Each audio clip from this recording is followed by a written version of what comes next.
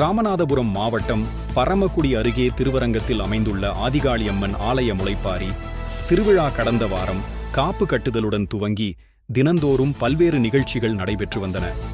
இந்த நிலையில் காப்பு கட்டி விரதமிருந்த ஏராளமான பக்தர்கள் பக்தி பரவசத்துடன் முளைப்பாரி, பால்குடம் மற்றும் பறவைக்காவடி கிராமத்தின் முக்கிய வீதிகளில் ஊர்வலமாக வந்து அம்மனுக்கு நேர்த்திக்கடன் செலுத்தினர்.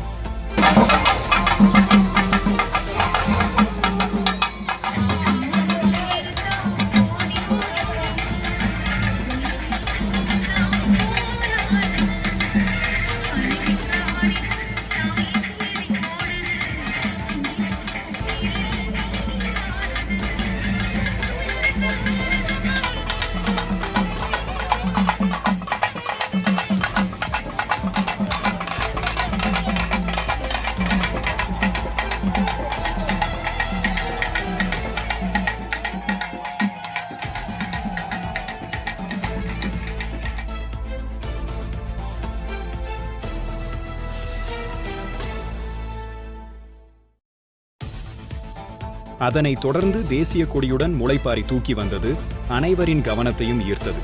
அதன் பின்பு பக்தர்கள் சுமந்து வந்த பால் மூலம் அம்மனுக்கு சிறப்பு அபிஷேகம் செய்யப்பட்டு மகா தீபாராதனை காட்டப்பட்டது.